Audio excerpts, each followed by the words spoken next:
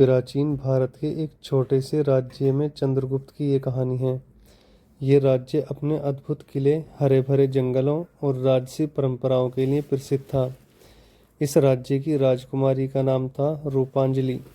रूपांजलि सुंदरता और बुद्धिमत्ता का अद्वितीय संगम थी, लेकिन उसके जीवन में एक रहस्य ऐसा था जो न केवल उसके बल्कि पूरे राज्य के भविष्य को प्रभावित कर सकता था। रूपांजलि बचपन से ही अपने पिता राजा विक्रमादित्य के साथ राज्य की राजनीति और प्रशासन में रुचि रखती थी।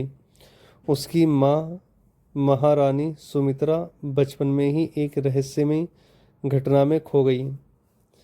माँ के बिना रूपांजलि का जीवन अकेला था, लेकिन वह अपने पिता और राज्य के प्रति पूरी तरह समर्पित थी।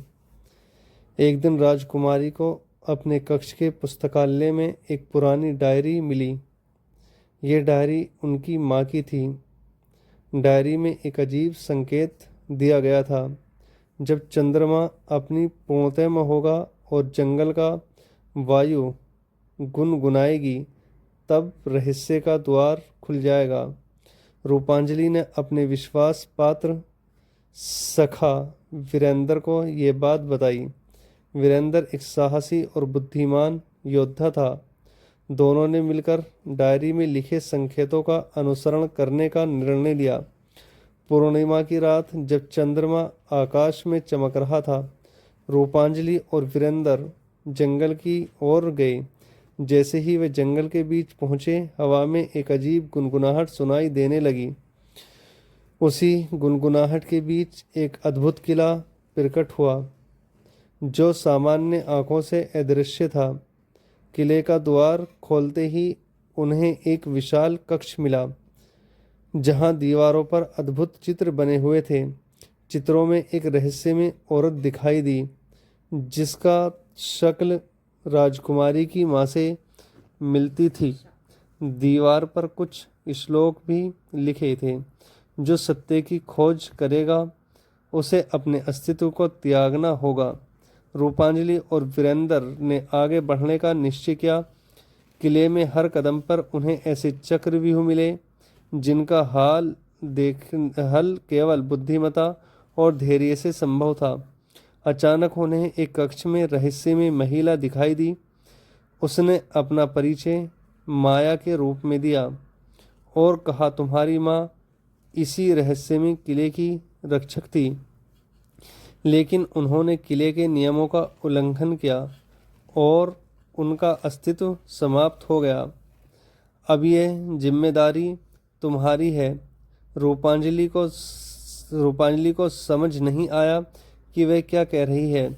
माया ने बताया कि किले में एक ऐसा रहस्य छिपा है, जो यदि गलत हाथों में चला गया तो पूरी दुनिया नष्ट हो सकती है।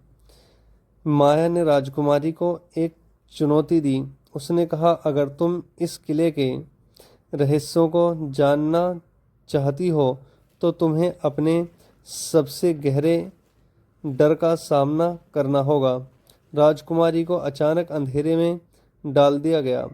उसने अपनी माँ को खोने का दर्द, अपने राज्य की जिम्मेदारियां और अपने भविष्य का डर महसूस किया, लेकिन वीरेंद्र के साहस और अपने विश्वास ने उसे इस चुनौती से पार पाने में मदद की। आखिरकार राजकुमारी और वीरेंद्र किले के सबसे गहरे कक्ष में पहुंचे। वहां एक चमचमाता क्रिस्टल रखा हुआ था। माया ने कहा, यह क्रिस्टल तुम्हारे राज्य की रक्षा के लिए है, लेकिन इसका उपयोग केवल सत्य और न्याय के लिए हो सकता है। इसे संभालने के लिए तुम्हें अपनी माँ की तरह बलिदान देना होगा।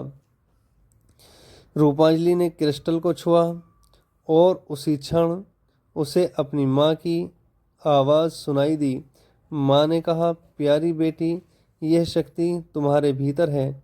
मैं हमेशा तुम्हारे साथ हूँ। क्रिस्टल ने पूरे किले को रोशन कर दिया और रहस्य का पर्दा हट गया।